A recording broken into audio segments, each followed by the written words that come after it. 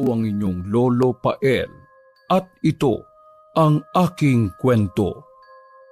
Galing sa trabaho ay dumiretso si Sammy sa apartment na tinutuluyan ni Jemima para kausapin ang dalaga.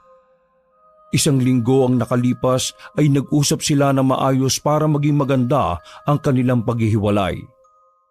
Pareho naman silang nag-agree sa mabigat na desisyong yon, kaya lang nitong mga nakalipas na araw ay dinamdam ng husto ni Jemima ang breakup nila. Pagpasok niya sa loob ng studio-type apartment ay nakita niya kaagad ang ex-girlfriend na umiinom ng alak, habang todo awat ang best friend nitong si Melay. Halata sa itsura ng dalaga na languna, kaya nilapitan niya kaagad to at kinuha ang boteng hawak. Pagkatapos ay sa kanya nilingon si Melay at kinausap. "Thank you, Melay ah. O pwede bang pakialis na tong alak at pakitapon? Please, ako na bahala rito." Pagkaalis ng babaeng kulot, tanga ng bote ng alak na iniinom ay saka naman bumaling ang binata sa kanyang ex-girlfriend. Huminga muna siya ng malalim bago kausapin si Jemima na nagsimula ng tumulo ang luha matapos siyang makita. "Gemma, ano to? Akala ko ba okay na tayo? Nakapag-usap na tayo ng maayos, di ba?" Okay na tayo. Ganun lang ba talaga kadali sa'yo ang lahat, Sam? Parang ang bilis mo naman yatang makamove on. Bakit? Meron ka na bang ipinalit sa akin? "Sinabi ko naman sa'yo, di ba? Wala akong iba and I don't have any plan sa ngayon na maghanap. Uunahin ko muna ang sarili ko na dapat mo ring gawin. Mas mag-grow tayo pareho kung palalayain natin ang isa't isa." 8 years na tayo, Sam. Di ba po pwedeng magkasama tayo sa pag-grow para sa future natin? Matagal na natin tong napag-usapan, Gemma. Ayaw kong saktan ka pa ng sobra pero hindi ko talaga nakikita ang sarili ko sa iyo sa future eh. Magkaiba ang pagtingin natin sa hinaharap. At ayaw kong mag-settle at umikot na lang ang mundo ko sa iyo. I have family, relatives and friends. Hindi ko na matake ang mga ganap mo sa buhay. Katulad nito, inom ka ng inom. Please, grow up, Gemma. Lalong napahagulgol ang dalaga matapos yung marinig. Hinawakan naman siya ni Sammy sa magkabilang kamay habang nagpapatuloy sa pagsasalita. "Mas magiging better person ka kapag nawala ako sa buhay mo. Palayain na natin ang isa't isa, please. Yung totoong pagpapalaya. No more calls, no more text and chat. I truly believe that you deserve someone better than me." Please, Sam. Don't leave me. Di ko kakayanin. Kakayanin mo. Katulad ng ginagawa ko. Akala mo ba madali lang din to sa akin, Gemma? You know that I love you, right? We can never find true happiness when we've caused so much pain to each other. Bigyan natin ng peace of mind ang mga sarili natin. At mangyayari yon kapag naghiwalay na tayo. Hindi natin kailangan ng ibang tao, Sam. That's not love. It's selfishness. Gemma, let me go, please. Umiyak na lang ng umiyak ang dalaga at sa huling pagkakataon ay isang maigpit na yakap ng pamamaalam ang ginawa ni Sammy sa kanya. Lumipas ang mga araw, linggo at buwan. Kahit nahihirapan pa rin dahil sa masakit na hiwalayan, ay sinikap ng binata na makamove on at magpatuloy sa buhay. At katulad ng huling usapan nila ni Jemima, ay nawala na nga sila ng komunikasyon sa isa't isa. Subalit 3 buwan na ang nakalilipas pagkatapos ng paghiwalay nila, ay nagulat si Sammy sapagkat bigla na lang siyang itsinat ni Melay. Kumakain pa naman ang binata sa isang fine dining restaurant kasama ang kaibigang si Jasper. At nang mapansin siya ng bilugang kaibigan ay sinita siya nito sa kanyang pananahimik. "Uy tol, bakit natulala ka na dyan? Ubusin mo ba yung pagkain mo? Akin na lang kung ayaw mo." "Tangik, uubusin ko yan no. Ikaw talagang takaw mo. Paano ba naman kasi? Kanina ka pa nakatangad yan sa cellphone mo. Ito kinakain ko, paubos na oh. Sa'yo, yung side dish pa lang yung kinakain mo. Ano bang meron? Ha? Wala naman. Nagulat lang kasi ako dun sa chat ni Melay eh. Melay? Yung best friend ng ex-girlfriend mo? Ano naman yung itinext niya sa'yo? Akala ko ba may closure na kayo ni Gemma? 3 months na kayong wala, di ba? Oo. Tapos na kami nun. At wala na rin naman akong balak na balikan siya. Ano bang sabi ni Melay sa chat? Bakit ka natulala dyan? Ang sabi niya, bukas na raw ng 7 a.m. ang flight ni Gemma papuntang Dubai. Nagre-request kung pwede raw akong pumunta para magpaalam. Putya, nag-request pa na papuntahin ka para lang magpaalam? For what? Anong purpose? At talaga bang sinabi ang oras sa'yo ha? Don't tell me tol, pupuntahan mo yan. Hell no man. Good. Hindi sa pinungungunahan kita ha. Di ba, sabi mo kailangan mo nang burahin lahat ng connections mo kay Gemma. Dapat pati ang best friend niya, ibinlock mo na rin eh. Or in-unfriend mo na rin. Unless na gusto mo pa rin na updated ka sa boy ng ex-girlfriend mo. Makaka-move on ka nga ng mabilis niyan kapag ganyan. Napakamot ulo na lang ang binata sa kasinunod ng sinabi ng kaibigan. Para tuluyang mawala ang komunikasyon kay Jemima ay binlock na niya si Melay. Okay, done. Nakablock na. Ano, happy? So, kakainin pa ba yung foods mo? Lul, kakainin ko talaga yan oh.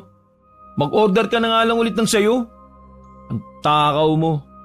Mag-diet-diet ka nga dyan. Ito naman, damot mo naman. Nag-advise na nga ako sa'yo eh. Di mo pa ako pagbibigyan.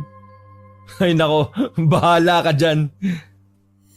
Yun na nga ang huling pagkakataon na nagkaroon ng idea si Sammy sa kalagayan ng ex-girlfriend at pagkatapos noon ay wala na talaga siyang naging balita pa rito. Lumipas pa ang ilang buwan at taon, tuluyan na ngang nakamove on ang binata. 1 year later ay nakakilala siya ng isang babae kung saan nakikita niya talaga ang sarili na makakasama to habang buhay. Niligawan niya si Lady, isang simpleng babae. Nakatulad niya ring family-oriented at matured kung mag-isip. Mabilis lang ang naging ligawan at naging mag-on kagad ang dalawa sa kaparehong araw kung kailan nag-break sina Sammy at Gemma. Na-inlove talaga ng gusto ang binata sa karakter ng dalaga at ganun din naman ito sa kanya. Mas masaya rin ang pamilya ni Sammy kay Lady. Pati mga kamag-anak at kaibigan niya dahil sa bukod sa family-oriented, magalang at simple ay full support to sa mga bagay-bagay na alam niyang makabubuti rin sa kanilang magkasintahan. Mabilis na lumipas ang araw, linggo, buwan at taon. Sumapit ang unang anibersaryo nila bilang mag-boyfriend at girlfriend kaya naisipan nilang mag-spend ng bakasyon. Love, doon tayo sa Isla Verde pumunta.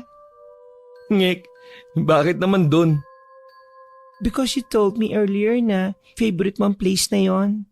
I guess na meron kang unforgettable memory sa Isla Verde. Yeah. Fave ko nga yung Isla Verde but let's create a new memory together on the other island. Marami namang isla sa Pinas eh. What if gusto ko doon sa Isla Verde? Hindi pa rin naman ako nakakapunta ron eh.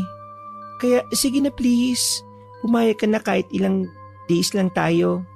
Mga 2 or 3. Nag-aalangan man ay pinagbigyan na rin ng binata ang kahilingan ng kanyang girlfriend.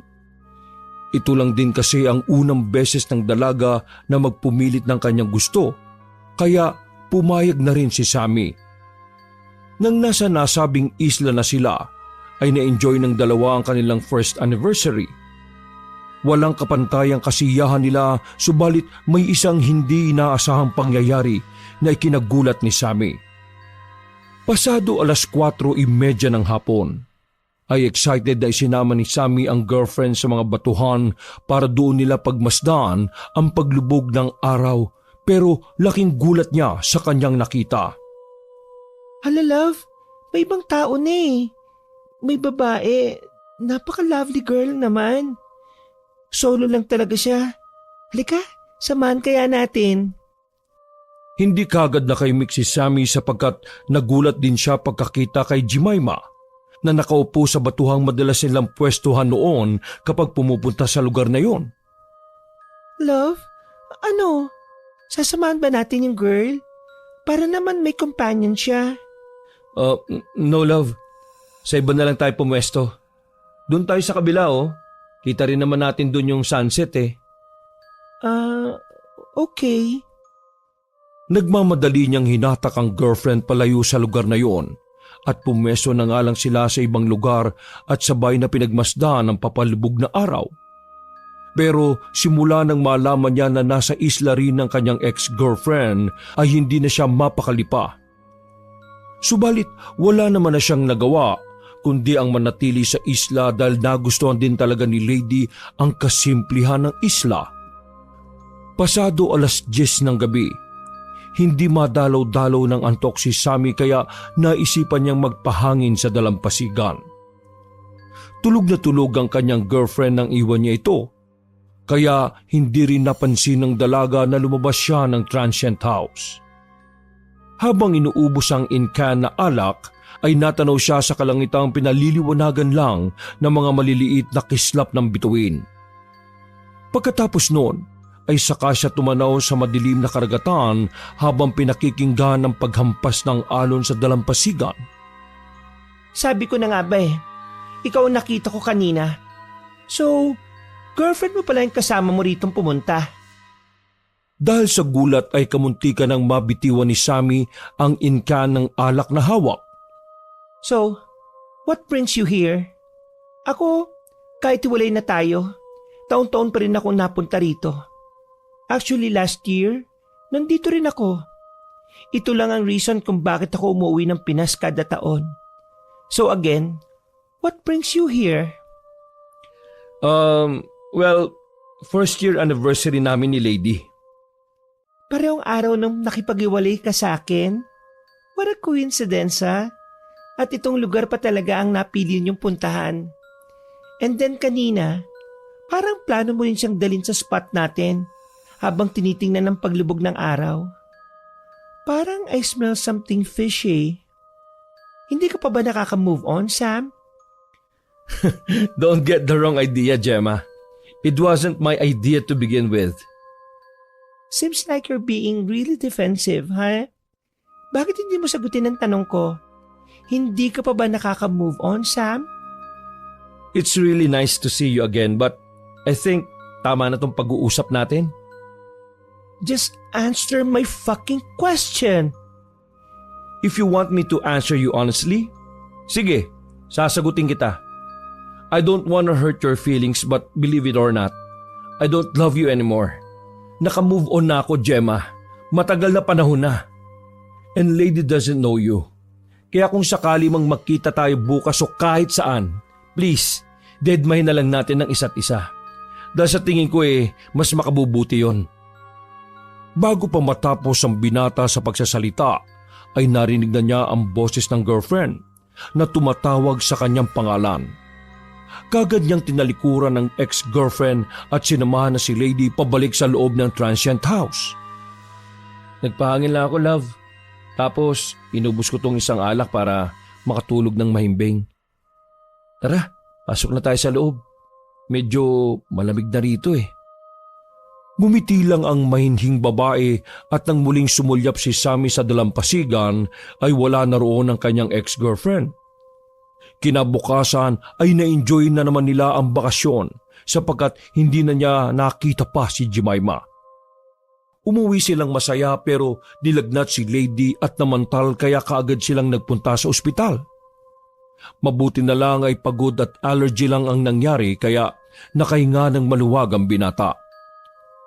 Pagkalipas ng ilang araw, balik sa normal ang lahat. trabaho at bahay ulit si Sammy at nang minsan silang magkita ng kaibigan niya si Jasper ay naikwento niya ang tungkol sa engkwentro nila ni Jemima sa isla. Langya pre, parang pang teledrama naman yung eksena niyo sa isla. Ang astig-gastig. Pero langya ka rin kasi. Bakit doon mo pa napiling pumunta? Ang dami-daming pwedeng pagbakasyonan sa isla sa Pinas eh. I told you already, it was Lady's idea. Well, nangyari na kaya wala na ako magagawa. Kaya lang, alam mo naman yung ex mo, medyo problematic. Pwede ko lang sabihin yun kasi wala naman na kayo eh. Ang ibig ko sabihin, malamang yan, may ibang impresyon na siya tungkol sa pagpunta mo ron. Biruin mo, taon-taon pa na siyang nauwi ng Pinas from Dubai para lang magbakasyon doon. At sa araw pa mismo nung nag-break kayo. Medyo nakakatakot ang mga ganun tao ah. Naudlot na ang pag-uusap nila sapagkat biglang tumawag ang magulang ni Lady dahil naisugod ang dalaga sa ospital. Nilalagnat na naman kasi ito at namamantal. Kagad nagtungo sina Sammy at Jasper sa ospital kung saan na-admit si Lady. Nang makita nila ang dalaga ay okay na ang pakiramdam nito. Sinabi rin ng doktor na allergy reaction lang ulit ang nangyari kaya pinauwi na rin kaagad sila sa bahay matapos ang ilang minutong pag-stay doon. Dahil napapadalas ang pag-atake ng allergy ni Lady, kaya naisipan ni Sammy na pagbaunin na lang ito palagi ng gamot para kung sakaling matrigger ay makainom kaagad siya. Makalipas pa ang ilang araw at linggo, nang akala ng binata ay magiging okay na ang lahat.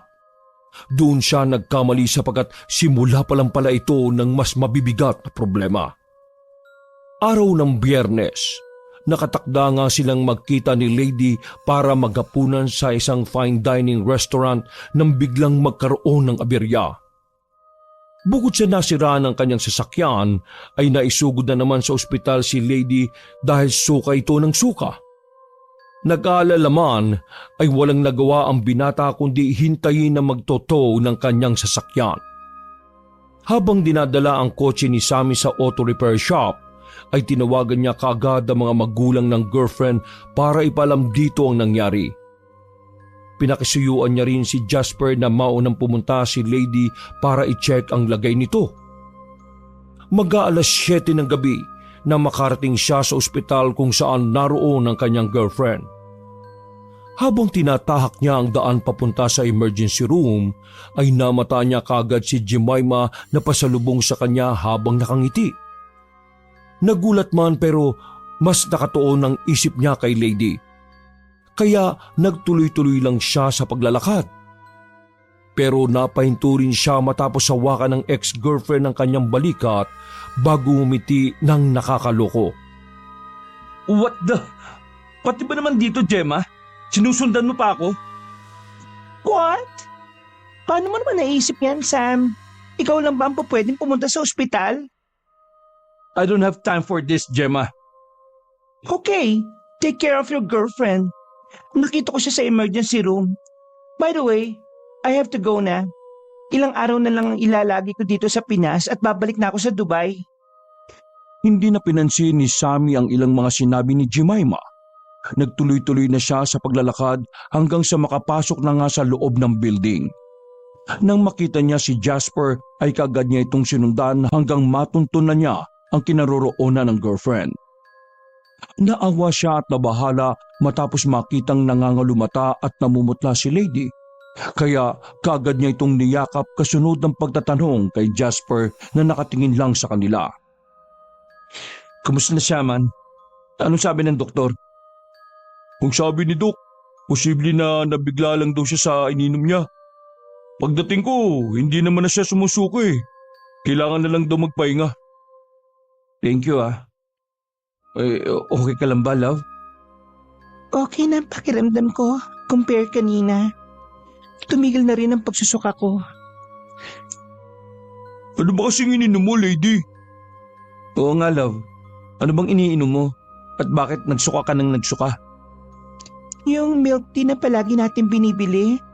Ang tanda ko kasi may babaeng tumapik sa akin pero hindi ko namukaan eh. And then, after nun parang nag-iba na ang pakiramdam ko at nagsimula na ako magsuka na magsuka. Nagkatinginan ng dalawang binata bago bumaling sa dalaga na umayos ng upo.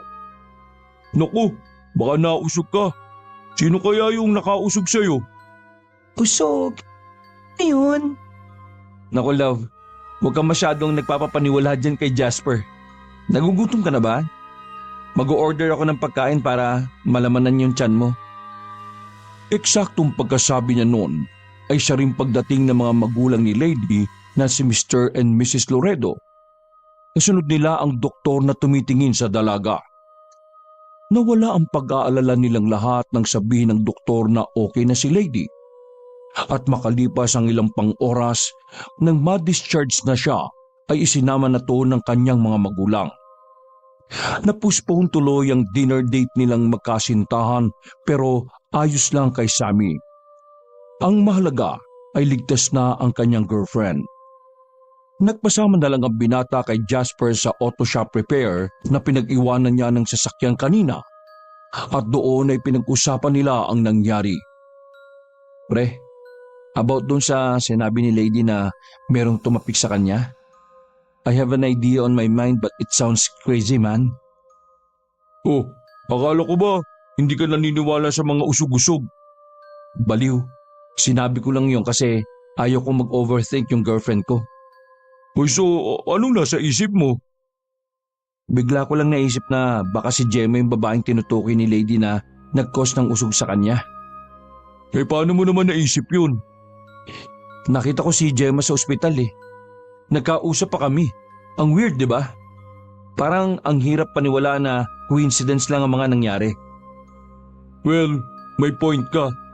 Pero ang hirap din paniwalaan. Hindi naman siguro aabot sa ganun si Gemma. We know na problematic siya at saka medyo obsessed sa'yo. But to the point na ganun? I don't think so. Sa bagay, wag na nga nating isipin yon. Putik, napaparanoid tuloy ako eh. Mas maiging pag-usapan natin ang plano para sa birthday ni Lady. 1 week na lang eh, wala pa tayong preparation. Ay, oo nga pala. Nang maayos na ang sasakyan, ay naghapunan na nga muna ang dalawa habang tinatalakay ang tungkol sa nalalapit na kaarawan ni Lady. At mabilis na lumipas ang mga araw.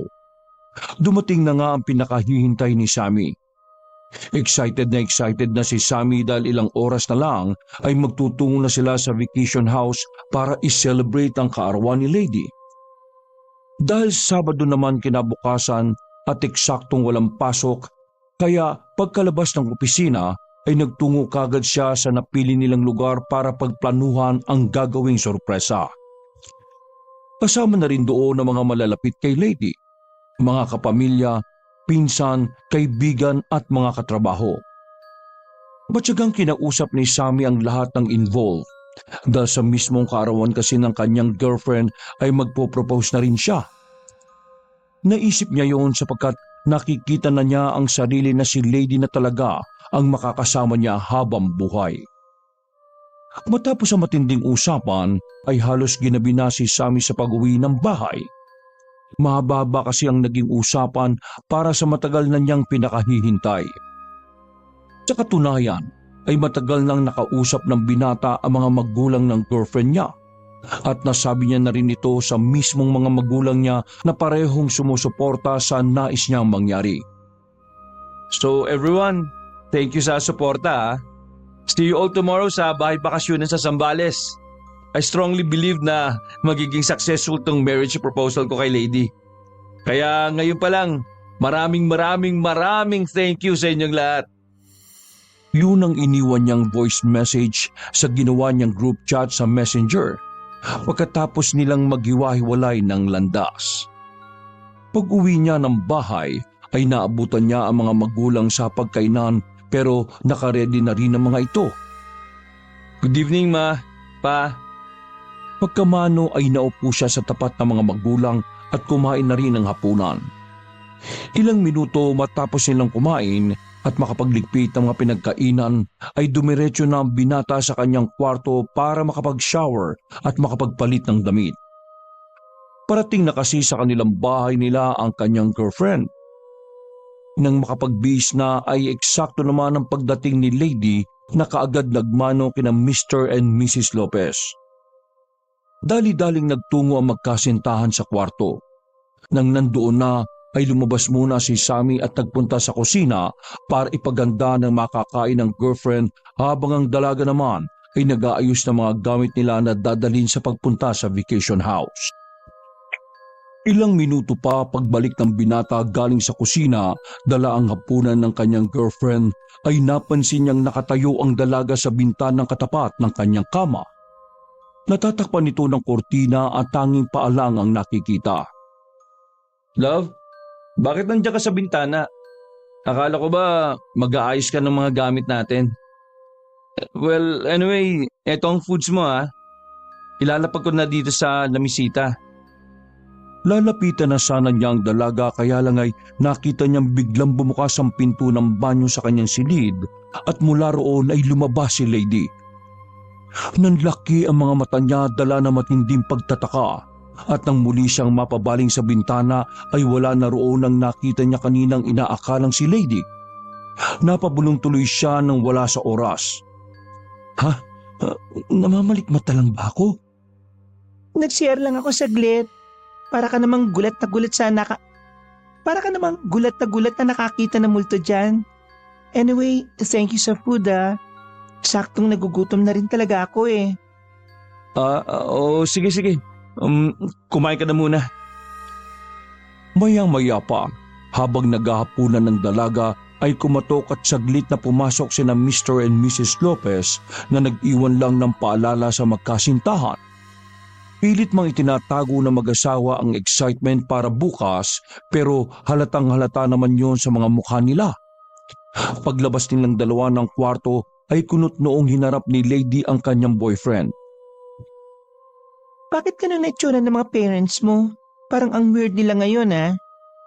Paanong weird? Normal na sa kanila yung ganyan, no? I don't know. Kaya mo na nga. By the way, in fairness ang sarap ng ulam. I bet si tita nagluto nito. Yes. Si mama pa ba? Kapag alam no na dito ka kakain mas sinasarapan niya yung luto. Parang mas ikaw pa nga yung anak nun kaysa sa akin eh. Pakisabi thank you ah. Nang matapos na magapunan ng dalaga, ay kaagad ibinaba ng binata ang mga pinagkainan nila sa kusina at hinugasan.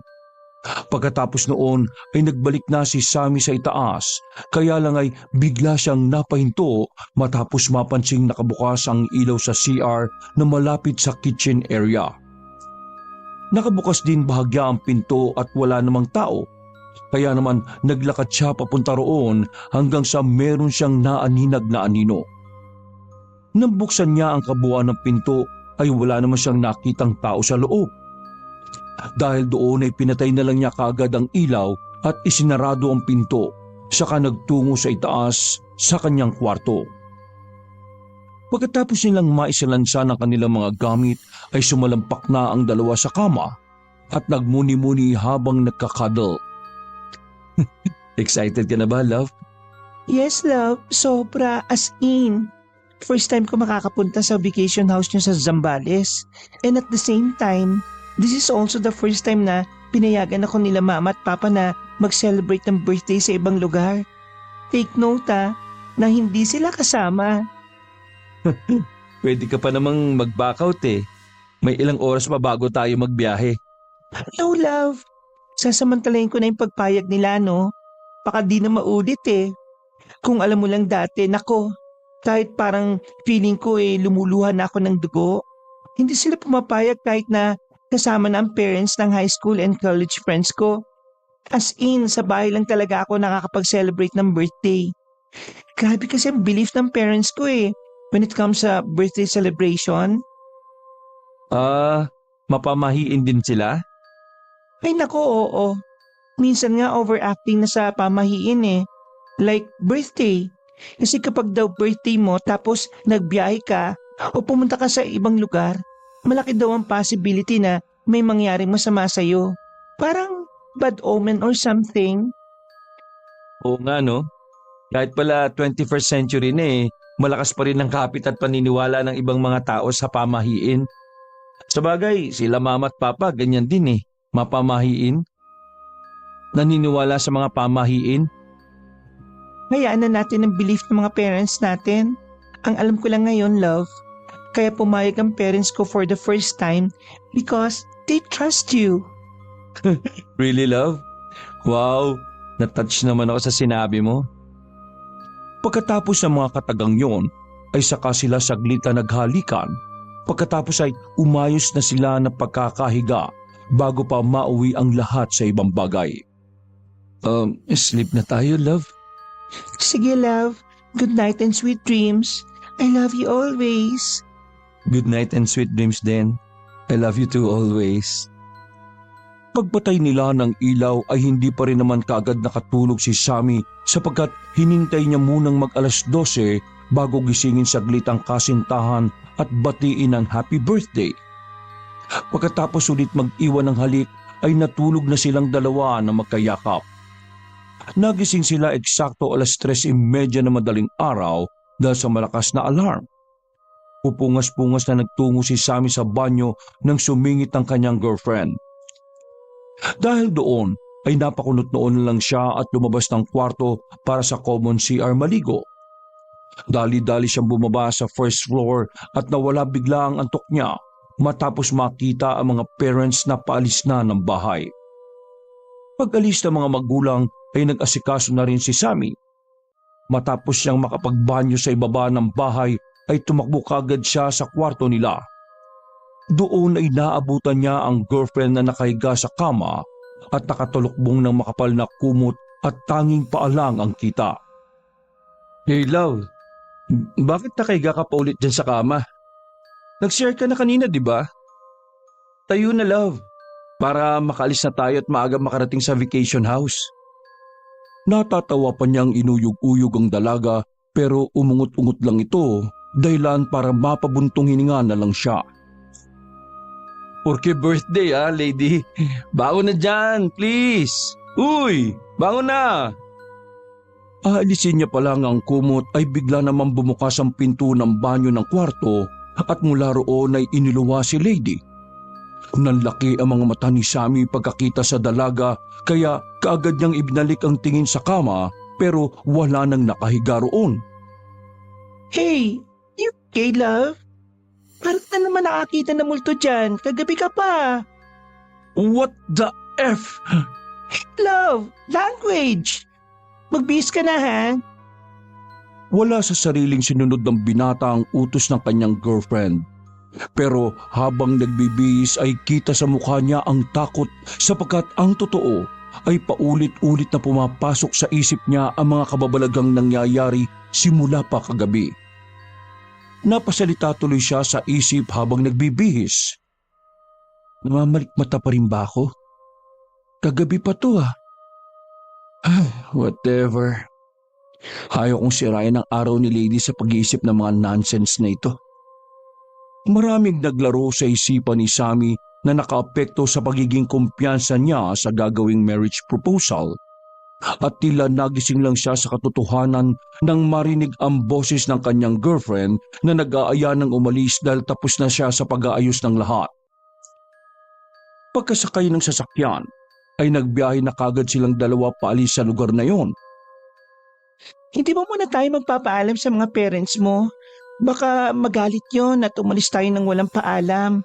At saka wala yatang sasakyan nila sa inyo kanina. Nag-chat na lang ako sa kanila na umalis na tayo. Pagkagising nila, mababasa na lang nila yon. Yung sasakyan naman ni Papa, hiniram pala yung kagabi. Nagpunta si Tito sa bahay bago mag-alas 12. Kaya nga nagising ako at nabati kagad kita ng happy birthday Well, anyway, happy birthday ulit, love. Ano, ready ka na ba sa birthday celebration natin? Ako naman, love. Kung alam mo lang kung gaano ako ka-excited talaga. Edi, let's go na. Nanalangin muna sila ng sabay at nang matapos na ay mabilis na ipinaharurot ng binata ang sasakyan. Mabilis na lumipas ang oras. Pasado alas 10:30 nang marating nila ang Zambales. Tahimik lang ang dalawa habang binabagtas ang kinaroroonan ng vacation house ng pamilya Lopez. Iniiwasan din na magsalita ni Sammy sapagkat baka madulas siya at masabi sa girlfriend na marami na ang naghihintay kay Lady sa vacation house. Kasama na ang kanyang mga magulang, ilang katrabaho at malalapit na kaibigan. Kasama na rin ang mga magulang ni Sammy. Ilang piling katrabaho, kaibigan, lalong-lalo na si Jasper na siyang kontak niya na taga-update sa mga ganap sa vacation house. Makalipas ang ilang minuto ay narating na nga nila ang nasabing vacation house. Napawaw si Lady nang makita ito mula sa loob ng kotse. Hindi niya rin kasi ini-expect na ganoon kaganda ang nasabing bahay bakasyunan. Love, mayaman pala talaga kayo, no? Grabe, ang ganda ng vacation house niyo. Hindi naman kami mayaman, love. Saktuhan lang. Sabi ni Papa. Ang kwento tungkol sa vacation house na yan, pamana raw yan ng amo ni Lolo. Balo raw kasi yun at walang mga kaana kaya kay Lolo na lang ibinigay ang titulo niya tapos yun. Si Papa na lang ang nag-develop. Pero yung mga antigong gamit nandyan pa rin sa vacation house. Ang swerte pala ng lolo mo, no? Sana all. Sana all talaga, love. Pagka-park nila ay kaagad bumaba ang magkasintahan at habang kinukuha ni Sammy ang maleta nila sa compartment ng sasakyan ay pasimple niyang tinawagan si Jasper. Man, nandito na kami sa parking area ha. Ready na ba kayo dyan? Oo man, kanina pa kami nakaprepare dito. Nandito na rin ang lahat ng nasa group chat natin. Okay, sige. Sabihan mo na sila na tumahimik kasi papunta na kami dyan. Kinukuha ko lang yung maleta namin dito sa compartment. Okay man, note on this. Love, sino yung kausap mo sa phone? Hindi pa ba tayo papasok? Kagad nag-drop call ang binata saka tumugon sa kanyang girlfriend para magdahilan. Sila mama at papa yon tumawag. Nagtanong lang at ang sabi ko nandito na tayo, kararating lang. Yan din, tanong nila Papa eh. Kaka-reply ko lang din. Okay. Tayo na, love. Sabay na naglakad ang dalawa papunta sa vacation house. Hello? Ang ganda-ganda talaga ng place nyo rito. Napaka-klase ng dating. Thank you so much sa pa-birthday mo sa akin ha. I really appreciate this. Thank you, love. Mas matutuwa ka mamaya sa makikita mo, promise. Lalo na rin sa beach. Napakalinaw ng beach dito. Tapos, igagala kita sa diving area. Tapos, may mini forest. Basta, hindi mo malilimutan ng place na to kaya happy birthday ulit. You will never forget this, love. Promise. Isang mainit na halik sa pisngi ang iginawad ng dalaga sa kanyang boyfriend dahil sa sobrang tuwa. At nang pakit na sila sa hagdanan, habang naglalakad sila roon, ay nagmasid-masid si Sammy sa paligid sapagkat na-miss niya ang lugar na yon. Ang huling punta niya kasi rito ay noong sila pa ni Jemima. 2 taon na rin ang nakalilipas noon. Wala sa sariling sumagi na lang bigla sa isip niya ang ex-girlfriend kaya pilit niya tong inaalis sa utak dahil ayaw niyang masira ang araw ng pinakamamahal niyang si Lady. Bakit ko ba biglang naalala yun? Love, may sinasabi ka? Ha? Oh, wala. Eksaktong pagkasabi niya noon ay merong nahagip ang kanyang paningin na aninong tila nakasunod sa kanyang girlfriend. Saglit siyang huminto dahil naramdaman niya rin kasi ang nakakakilabot na lamig. Love, okay ka lang? Oo naman, love. Tara na. Hinayaan na lang niya ang kakaibang pakiramdam na yon dahil nawala rin namang kaagad. Nang nasa tapat na sila ng malaking pintuan ay hinawakan niya sa kamay ang girlfriend sa katong initian. Okay, let's open the door, love. Okay. At sabay nga nilang tinulak ito. Pagbukas ng pinto ay bumulaga ang napakaraming tao sa loob ng vacation house, kasama na mga magulang ni Lady na sina Mr. and Mrs. Loredo. Mga malalapit niyang katrabaho, kamag-anak, kaibigan at ang best friend niyang si Cynthia. Nandun din ang mga magulang ni Sammy na sina Mr. and Mrs. Lopez, mga malalapit na kamag-anak, katrabaho at kaibigan kabilang si Jasper. Happy birthday, love! Surprise! Kitang-kita sa mukha ng dalaga ang matinding pagkasorpresa sapagkat hindi niya ine-expect na hindi talaga sumagi sa isip niya na makakasama ngayong araw ang mga malalapit na tao sa kanyang buhay. Pagputok ng birthday party pooper blast at nang dumampi sa katawan niya ang ilang glitters at confetti, ay doon lang tila nahimasmasan si Lady. Sabay-sabay na sumigaw ang lahat na blow the candle and make a wish, pero nagpatuloy pa rin sa pag-iyak ang dalaga dahil sa sobrang kagalakan. Love! Make a wish and happy birthday! Pumikit ang dalaga at nag-alay ng pasasalamat sa Panginoon. Pagdilat ay hinipan niya kaagad ang kandila kasunod ng palakpakan ng mga tao na kumanta ulit ng happy birthday. Sa sobrang tuwa ay nahampas ni Lady ang boyfriend at napayakap dito ng gusto. Sobrang salamat. Kakainis ka lang, promise. I never expect this one. Mas na-surprise ako rito kaysa nung anniversary natin. Kayo naman lahat, mama, papa, mga pinsan ko, ka-work at ikaw, Cynthia. Nakakaloka kayo ha. Kaya pala ang tatahimik nyo. Thank you rin po, Mr. and Mrs. Lopez, Jasper, and to everyone. Grabe. As in, nasurpresa talaga ako. Happy birthday, love! Lady Loredo! I love you so much! Thank you so much, love. Uy, huwag ka muna mag-thank you kasi hindi pa tapos ang sorpresa, no? Saglit na nagtawanan ng lahat at natahimik din kalaunan nang biglang sinimulang patugtugin ni Cynthia ang favorite love song ni Lady na instrumental lang. Bigla namang lumuhod si Sammy at pagkatapos ilan sa mga taong kaharap niya ay isa-isang naglabas ng mga letrang hawak hanggang sa makabuo sila ng salitang, "Lady, will you marry me?" Ganun na lang ang kilig ng lahat nang ilabas na ni Sammy ang singsing bago seryosong nagsalita sa harap nilang lahat habang tumutugtog ang magandang awitin. Love, Lady, will you marry me? Hindi kagad nakaimik si Lady at sa sobrang pagkabigla ay natutop niya ang bibig at mas lalong napaiyak dala ng sobrang tuwa.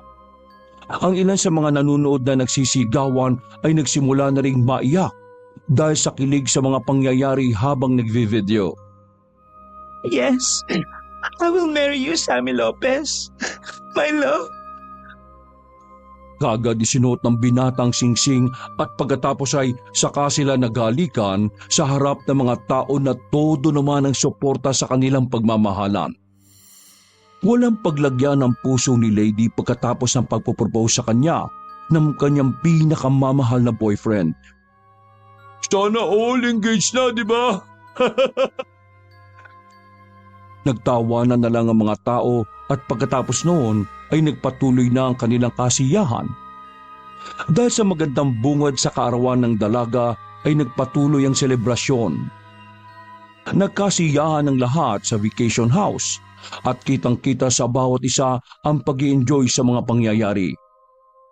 Habang may kanya-kanyang kaabalahan ang lahat, ay nagtungo muna ang bagong engaged sa master bedroom na nasa itaas ng magarang bahay para saglit na magpahinga. May mga nagtungo sa beach, may nagkantahan sa sala habang iba naman katulad ni Jasper ay nagiinom na sa malaking balkonahe sa second floor dahil nandoon ang pinopormahan niyang si Cynthia. Hinayaan muna na magkasintahan ng mga bisita na mag-enjoy ng kanya-kanya at nagsolo muna sila katulad na rin ng naunang plano. Grabe naman tong vacation house nyo dito, love. Napakalaki naman pala. Parang mas malaki pa to sa totoong bahay nyo eh. Ibig sabihin, love, mayaman talaga ang amo ni Lolo. Bakit pala hindi nyo naisipan na dito na lang tumira? Hindi ko rin alam kina mama at papa eh. Pero kahit ako, hindi ko na rin naisip na dito manirahan.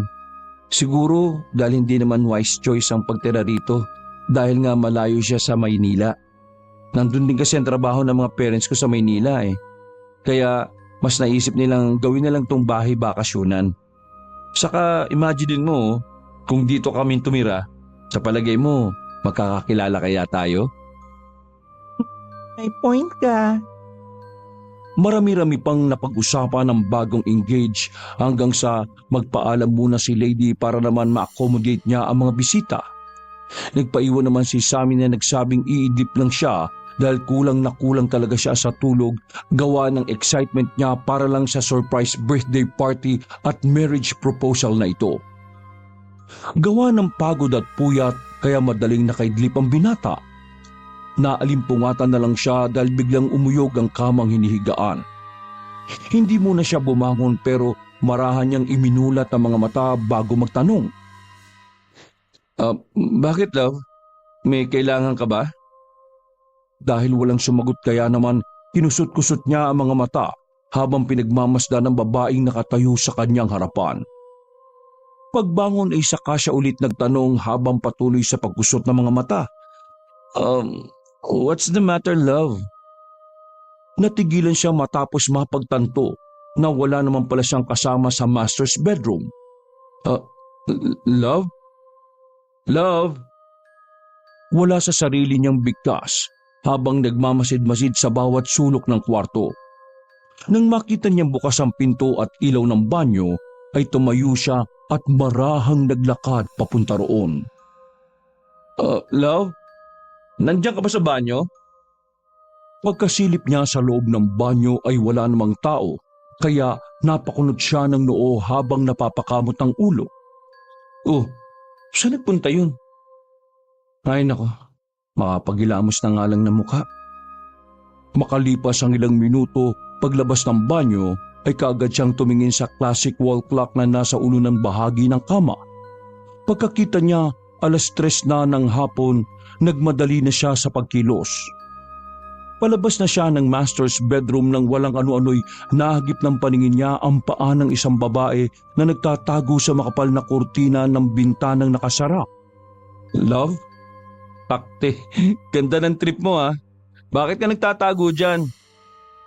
Napapangiti niyang nilapitan to at tinawakan ng kurtina, subalit nawala ang ngiti sa mga labi niya nang biglang nawala ang taong nagtatago roon na ikinagulat niya ng gusto.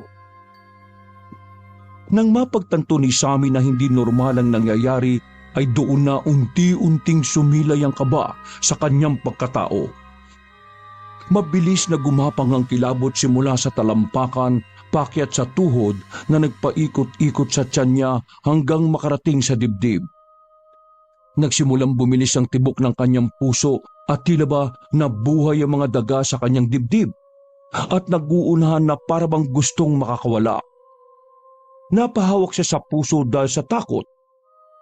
Nang gumapang na ang tensyon sa kanyang batok ay doon na niya naramdaman ang sabay-sabay na pagtayuan ng kanyang mga balahibo dahil may kung anong malamig na presensya ang lumukob sa buong silid. Para siyang saglit na namanhid at hindi kagad nakakilos. Nang marinig niya ang marahang pagbukas ng pinto ng banyo ay napalingon siya roon ng punong-puno ng takot. Lumangit-ngit ang pinto ng banyo hanggang sa tuluyang magbukas at mula roon ay isang mabigat na enerhiya ang kanyang naramdaman kasunod ng hindi niya inaasahang pangyayari. Isang itim na usok na may imahe ng isang babae ang lumabas mula roon. Kitang-kita niya ang mukha ni Jemima subalit namumula at nanlilisik ang mga mata. Nang magtamang muli ang kanilang paningin, ay biglang ngumiti ng makahulugan ng imahe na parang nanlilibak. Hindi naman nakakilos si Sammy dahil sa matinding takot. Damang-dama niya ang madilim at mabigat nitong puwersa na handa siyang lamunin sa isang maling galaw. Nang sinubukan niyang ihakbang ang mga paa papunta sa pintuan, ay nawala ang ngiti sa labi ng nakakatakot na imahe ni Jemima. Sumimangot ito at lalong nandisik ang mga mata hanggang sa mabilis na lumusob papunta sa kanya. Nang wala nang naging choice ang binata kundi bilisan ang pagtakbo palabas ng silid, kaya lang ay bigla namang sumara ang pinto at kahit anong pagpilit niyang pagbukas dito ay wala siyang magawa. Kinalabog niya rin ng kinalabog ang pintuan habang humihingi ng saklolo mula sa mga taong nasa labas ng kwarto. Pero parang bingi lang ang mga yun. Tulong! Tulong! Love! Lady! Jasper! Mama! Pa! Anyone na nakakarinig sa akin, please help! Nang maramdaman niya na nasa likod na ang mabigat na enerhiya, ay napatigil siya sa pagkalabog ng pinto at paghingi ng saklolo.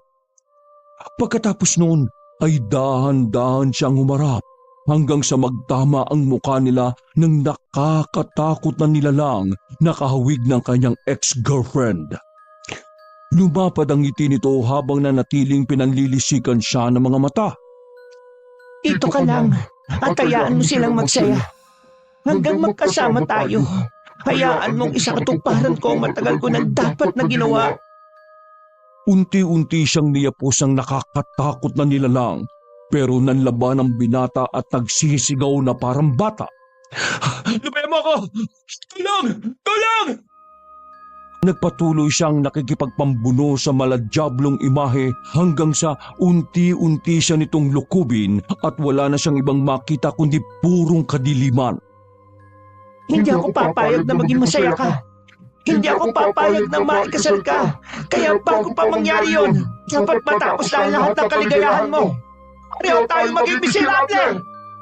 Hindi na niya nakita ang nakakatakot na nilalang, pero patuloy pa rin na nagriritmo ang halakak nito na tila pinaghalo-halong boses ng dyablo. Dahil doon ay takot na pumikit na lang si Sammy habang nagdarasal sa Panginoon na sana ay ligtas siya sa bangungot na yon. Lord, please po, save me from this nightmare. Hindi pa man niya natatapos ang pagsasalita ay naramdaman na niya na parang merong mainit na kamay na dumampi sa kanyang muka. Pagmulat ng mga mata ni Sammy ay napabalikwas kagad siya ng bangon. Doon niya nakita ang matalik na kaibigang si Jasper na nagulat din habang nakatingin sa kanya. Pagkalaon ay saka to nagsalita. Papunta na sana ako sa balkonay sa second floor eh. Tapos nung napadaan ako dito, nakauwang ang pinto, kaya narinig kita na umuungol. Yun, tinapik-tapik ko ang mukha mo hanggang sa magising ka. Naudlot na sa pagsasalita si Jasper sapagkat niyakap siya ng mahigpit ng matalik na kaibigan. Thank you so much, Jasper. I love you, man. You don't have any idea what you have done. Promise. Huh? What? Ano yun? Never mind. Buti na lang, masamang panaginip lang yun. Oh, wait! Shucks! Nang maalala ng binata ang tungkol sa masamang panaginip, ay bigla niya ring naalala ang papakasalang babae. Si Lady, nasan? Ha? Si Lady? Ang alam ko nagsuswimming sila ni Cynthia kasama ang iba niya katrabaho. Hindi na pinatapos ni Sammy sa pagsasalita ang kanyang best friend. Dali-dali siyang lumabas ng kwarto na sinundan lang din ni Jasper. Nang makita naman siya ng mga tao na tila aligaga, ay nagtaka mga yon sapagkat wala silang kaide-ideya sa mga nangyayari. Pagdating nila sa beach, bandang 4:00 ng hapon ay aligagang naglibot ng tingin si Sammy para makita ang kasintahan. Man, ano bang meron Can you please at least explain to me what the hell is happening here? Para may ideya naman ako. I need to see my soon-to-be wife, Lady. Nasaan si Lady, man? Where is she? Please, tulungan mo akong hanapin siya. Nang makita ni Jasper ang matinding pag-aalala sa mukha ng kanyang best friend, ay nag-worry na rin tuloy siya. Okay man, relax lang. Okay, hahanapin natin siya. Kasama niya si Cynthia at iba pa niya mga friends. Palagay ko naman walang nangyaring masama sa kanila. Kailangan ko siyang makita, please. Lady! Nasaan ka, love? Bumalik ka rito, please! Nasa ka ba, love? Nang makita ni Jasper na tila nawawala sa sarili ang kanyang best friend, ay niyapos niya to ng maigpit na lalo namang nagmatigas. Jasper, ano bang ginagawa mo? Bitiwan mo ako! Hahanapin ko ang girlfriend ko! Please naman, man! She's in danger! Pakulan mo ako! Ano ka ba naman? You don't understand! I told you to relax, man. Inhale and exhale lang. Tom, please listen to me, man. Hindi ako makakapag-relax hanggat hindi ko nakikita si Lady. Natigilan na siya sa pagsasalita at nagsimulang mapaya kaya niluwagan na ni Jasper ang pagkakayakap. Man, listen. Pabalik na sila, oh. Nakikita mo yun? Yun ang girlfriend mo, oh. Yung soon-to-be wife mo. Naglalakad na sila pabalik dito. Sige na, ayusin mo na sarili mo. Mag-aalala sa'yo si Lady kapag nakita kanyang ganyan. Doon lang nakampante si Sammy nang makita niya ang girlfriend na naglalakad kasama ang mga kaibigan nito. Papunta ang mga yon sa kinaroroonan nila habang kitang-kita ang tuwa sa mga muka. Love, gising ka na pala. Magsiswimming din kayo ni Jasper. Nauna na kami mag-swimming nila Cynthia, ha? Ha? Hindi kami magsiswimming. Chinecheck lang namin kayo. Di ba, man? Ha? Hindi kami magsiswimming. Chinecheck lang namin kayo. Di ba, man? Ha? Oo. Kumusta ang swimming, love? Okay naman, love. Grabe ang dagat dito. Crystal clear. Thank you so much sa pa-birthday mo na to, ha? By the way, ang sweet yung tingnan mag-best friend na nagkukulitan, ha? Parang kayo yung mag-couple, eh. Nagkatinginan na lang ang dalawang lalaki at hindi na kumibo. Pagkatapos ng pag-uusap na yon ay sabay-sabay na nga silang bumalik sa loob ng bahay para magtuloy ng celebration. Saglit din na nawala sa isip ni Sammy ang tungkol sa mga napanaginipan, lalo na nang makita niya kung gaano kasaya ang kanyang pakakasalan at ang mga taong naroon. Pasado 8:30 ng gabi, mula sa balkonahe ng second floor, habang pinagmamasdan ng binata si Lady na kasama ang mga nagpa-party-party, ay hindi niya rin maiwasang mapangiti. Pagkadaka ay nilapitan siya ng matalik na kaibigan at inibutan ng maiinom na alak. Thank you, man, ah. Welcome, man. Ano, kumusta na? Okay ka na ba? Ha? Slight. Pasensya na pala kanina. Alam kong nag-alala ka rin sa pinagagawa ko. Kaya nga eh. Ano ba kasing nangyari sa'yo kanina? Nanaginip ka ba ng masama? Oo, man. Sobrang sama na akala ko eh. Totoo talagang nangyari. Now I understand kaya grabe ang pagka-hysterical mo kanina. Mabuti na nga lang eh. Tayo lang ang tao doon sa dalampasigan. At ang akala nila, Lady, nagkukulitan lang tayo. Mabuti na nga lang ganun eh. Oh, cheers! Matapos mag-cheers ay muling sumeryoso ang pagmumukha ng malusog na binata bago nagtanong. So, pwede ko bang malaman kung ano yung napaniginipan mo? Let me guess. It's about your ex-girlfriend, right? Oo, man. My nightmare ex-girlfriend. Ayos talaga si Gemma. Pati sa panaginip, ayaw ka pa rin i-let go, ah. Ewan ko ba? Para tuloy ako ang napaparanoid sa taong yun. Yung muling pagkikita namin sa ospital, ang sabi niya flight na raw niya eh. Sana naman, hindi na siya bumalik, man. Ayaw ko na siyang maisip eh. Oy, teka. Bakit mo ba siya naiisip? Do you still love that problematic and obsessed woman? Yun nga ang problema eh. Naiisip ko siya, hindi dahil sa may nararamdaman pa akong pagmamahal sa kanya. Kabaliktaran nun. Galit ang nararamdaman ko, man. Ewan ko ba? Simula nung magkita kami ulit sa Isla Verde, every time na may mangyayaring hindi maganda kay Lady, parang feeling ko may part o may kinalaman si Jeme. Sana mali itong naiisip ko, ah. Sana paranoid lang ako. Malakas ba talaga ang guilt feeling mo about it? I don't think so. Bakit hindi tayo magpunta sa paranormal expert? Paranormal expert? Isa naman. I want you to understand na nasa liblib na lugar tayo ha. May nakilala ko kanina ron sa mga bahay-bahay na malapit dito nung naghahanap kami ng mabibilhan ni Mang Tabon. Magaling siyang manghuhula daw. Hinulaan niya nga ako At ang sabi niya magkaka-girlfriend daw ako this year at nagsisimula sa letter C ang pangalan. Napakunot ng noo si Sammy dahil sa narinig. At nang lingunin niya ang matalik na kaibigan, ay doon na niya na-realize na seryoso nga talaga ito. You gotta be kidding me, right? You're not freaking serious? Yes, I'm freaking serious, man. Hindi na halos natapos ni Jasper ang pagsasalita sapagkat narinig na nila ang hiyaw ng kasiyahan sa ibaba.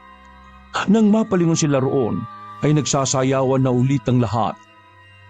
Nang mapatingin sa kinaroroonan nila sina Lady, Cynthia at ang iba pa, ay nag-cheers na lang ang dalawang lalaki saka bumaba para makijoin sa party. Nagtuloy-tuloy ang kasiyahan hanggang sa magkalasingan na nga silang lahat. Hindi na namalaya ni Sammy kung anong oras siya nakatulog at paano nakapunta sa master's bedroom. Nagising na lang kasi siya pasado 3:00 na madaling araw dahil sa pag-uyog ng kama. Pagbangon ay hindi niya nakita ang babaeng pakakasalan kaya napakusod siya ulit ng mga mata bago umalis ng kama. Love? Nasaan ka? Ha? Bago siya matapos sa pagsasalita ay narinig na niya ang tunog ng tubig galing sa banyo. Medyo nakauwang ang pinto kaya may nakakatakas na liwanag galing doon. Nagpunta siya roon sapagkat naihina rin siya. Sa pag-aakalang nandoon ang kanyang girlfriend kaya pumasok na siya sa loob at pumwesto sa tapat ng inodoro. Hindi siya lumilingon sa glass shower bath booth pero naanginag naman niya ng bahagya ang naliligo roon. Habang umiihi ay tumingala siya at pumikit saka nagsalita at kinausap ang inaakala niyang si Lady. Love, 3:00 pa lang na madaling araw. Bakit naisipan mo mag-shower? Natigilan siya at napadilat ng marinig ang mahinang pagtawa ng pamilyar na boses. Ang tinig ni Jemima. Napalingon siya sa glass shower bath booth at doon nga ay nakita niya na naman ang itim na imahe na ang mukha ay kalintulad ng kanyang ex-girlfriend. Nanlilisik ang mga mata nito at abot tenga ang ngiti na parang nanlilibak. Akala mo ba nanalo ka na, Sammy? Nagkakamali ka. Sinabi ko naman sa'yo na hindi ka magiging masaya. Pareho tayo magiging miserable ang buhay. Humalakhak ng humalakhak ang nakakatakot na boses ni Jemima na boses halimaw. Hanggang sa mapabalikwas na lang ng bangon si Sammy at mapasigaw. No! Nang mapagtanto niyang nasa kama siya at panaginip lang ang lahat, ay kaagad niyang nilingon ng katabi. Nang makita niya si Lady ay nakahinga siya ng maluwag, subalit napawi rin niyo nang mapansin niyang tila nanginginig ang kanyang girlfriend na parang nilalamig ng husto. Love, are you okay? Pagdampi ng mga kamay ni Sammy sa dalaga ay ganun na lang ang pagkagulat niya sapagkat sobrang init nito. Para siyang napapaso sa sobrang init. Dahil doon ay binuksan niya kagad ang ilaw at muling lumapit sa girlfriend. Mas lalo siyang nagulat sapagkat punong-puno ng itim na pantal si Lady. What the? Love, anong nangyayari sa'yo? Dali-daling humingi ng tulong ang binata sa kanyang mga magulang at sa magulang na rin ng kanyang girlfriend. At nang makita ng lahat ang itsura ni Lady ay nag-alala sila para sa dalaga. Wala silang sinayang na oras. Kaagad nilang dinala sa pinakamalapit na ospital si Lady at kaagad pinasuri. Habang naghihintay ng resulta ay nilapitan ni Sammy ang matalik na kaibigan at kabadong kinausap.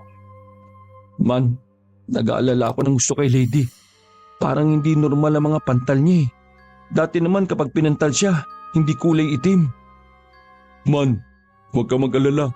Siguro dahil sa pag-inom ng alak yan kaya nag-react lang ng gusto ang allergy ng soon-to-be wife mo. There's nothing to worry about. magiging ayos din siya. Nakita ko na naman si Jemima in a shadow demon form. Bago mangyari to, may sinabi na naman siya sa akin. Sabi niya, pareho kaming magiging miserable. Kumaganti siya sa akin, man. And she's using Lady para saktan ako. That evil woman. Are you sure about it? Langya naman, man. Bigla tuloy akong kinabahan sa mga sinabi mo eh. Do you think makakatulong talaga yung manong tabo na sinasabi mo sa akin kagabi? Well, I think so. Eksaktong dumating ang doktor na nagtusuri at sinabing hindi pa nila matukoy kung ano ang mga itim na pantal at kung bakit mataas ng husto ang lagnat ni Lady. Ayon pa sa manggagamot ay kailangan pang suriin ng dalaga kaya mag-i-stay pa sila roon ng matagal. Matapos malaman ng mga yon, ay wala nang ang inaksayang oras ang magkaibigan. Ipinaubayan niya muna si Lady kina Mr. and Mrs. Loredo. Sinabihan na rin niya ang mga magulang na pansamantalang mag-asikaso sa mga bisita. Nang makapagpaalam na si Sammy at Jasper ay kaagad nga nilang tinungo ang kinaroroonan ni Mang Tabon. Dahil malapit lang to sa vacation house kaya nag-expect ang magkaibigan na makakarating din sila. Subalit hindi ganoon ang nangyari. Ganun na lang ang gulat nila nang hindi kagad matunton ang nasabing lugar. Ilang beses lang silang nagpaikot-ikot na para silang napasok sa loop. Man, parang paikot-ikot lang tayo ah. Sigurado ko ba na malapit lang yun sa vacation house? Halos magdadalawang oras na tayo nagpapaikot-ikot oh. Bumalik na naman tayo dito sa gasoline station. Oo nga, man. Kanino ko pa nga rin napapansin to eh. Mukhang may pumipigil sa atin na makapunta tayo kay Manong Tabon. Daknang, paano na to? Bumalik na muna tayo sa vacation house nyo. Tapos mula ron, ilakarin na lang natin papunta sa bahay ni Manong Tabon. Ganun na nga ang ginawa ng magkaibigan. Mula sa gasoline station ay nagbiyahe sila pabalik sa vacation house.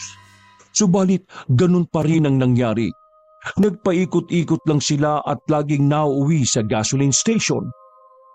Saglit na nagpark ang magkaibigan at lumabas si Sammy ng sasakyan. Demonya ka, Gemma! Leave us alone! Kapag may ginawa ka masama sa girlfriend ko, may soon-to-be wife, I swear to God, hahabulin kita kahit sa impyerno! Man, tara na dito sa loob. Relax ka lang.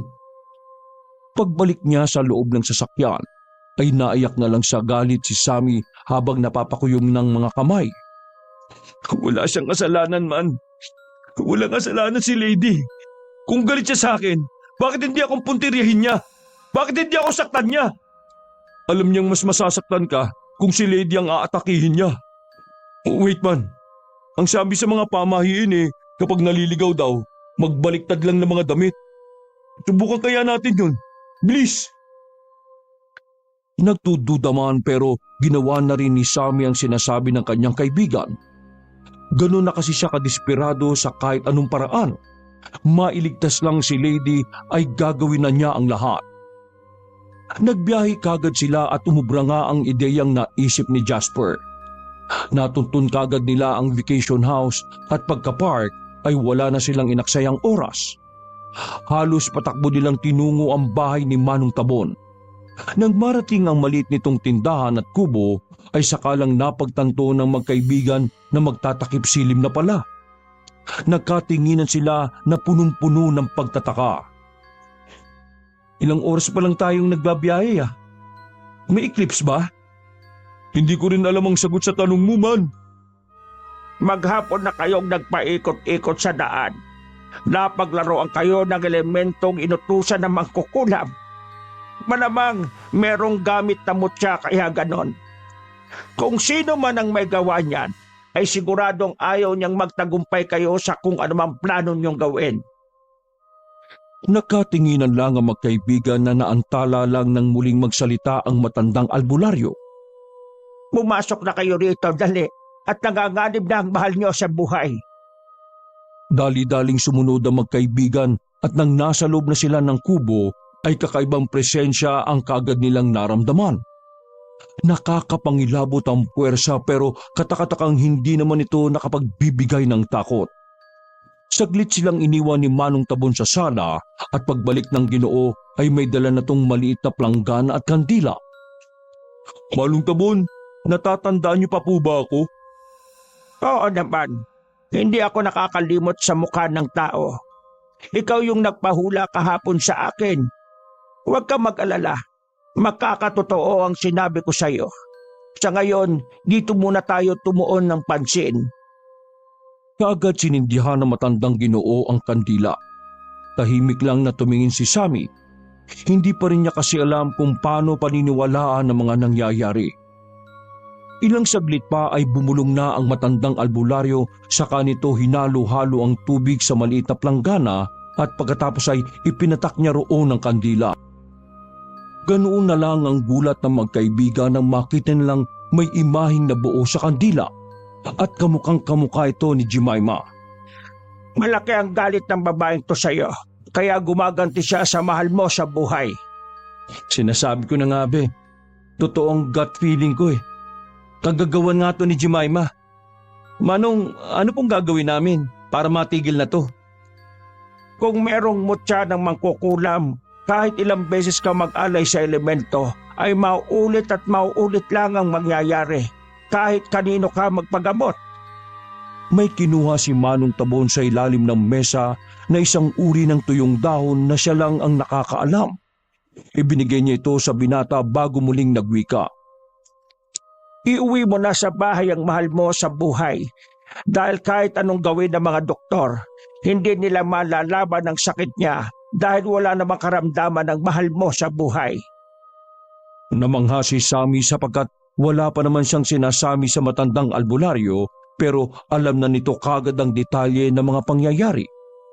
Nagpatuloy sa pag-oorasyon si Manong Tabon at pagkatapos ng 20 minutos ay kinuha niya ang naukit na muka at ibinigay din ito kay Sammy.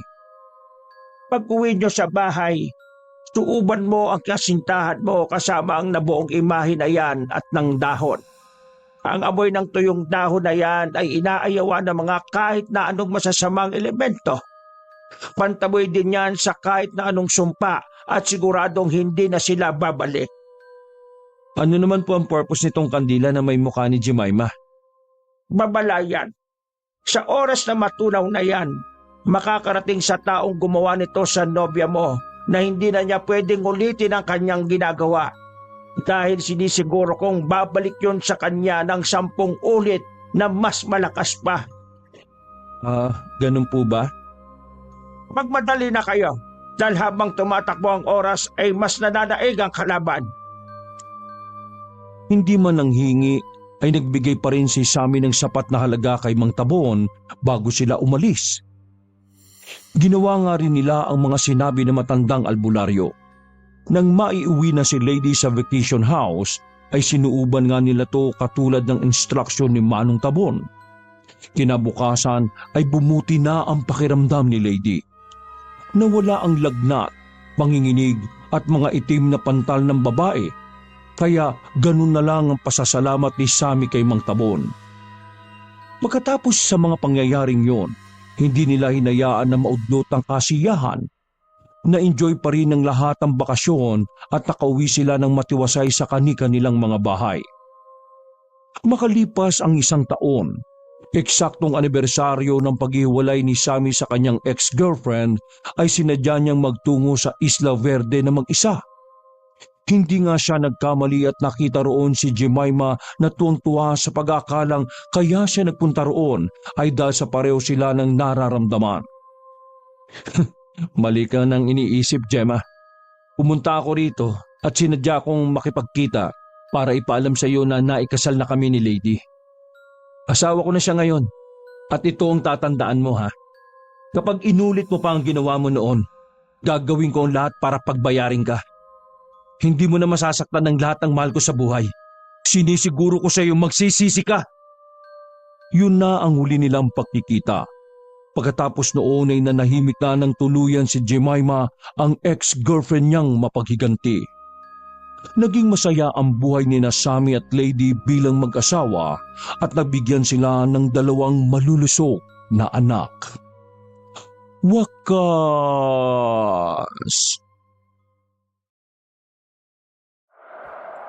Ako ang inyong Lolo Pael at ito ang aking kwento. Paalis na sana si Larkin para pumasok sa isang mataas na kumpanya nang tawagin siya ng biyenang si Aling Jingkay. Hoy, Manugang! Maaga pa lang bakit naalis ka na kagad? Pumit patalikod ng lalaki at hinarap ang matandang babaeng salubog na kagad ang kilay sa kanya. Malalim siyang napabuntong hininga na lumapit sa biyenan. Batid na niya kung ano ang kailangan nito sa kanya. Ano po yun, Ma? Sumilip muna siya sa rilong pambisig bago may dagdag na sabihin. 10 minuto na lang po. Malilate na ako sa trabaho. Pipila pa ako sa terminal, Ma. Magalang na saad niya kay Aling Jingkay kahit nangangarag na ang tinig.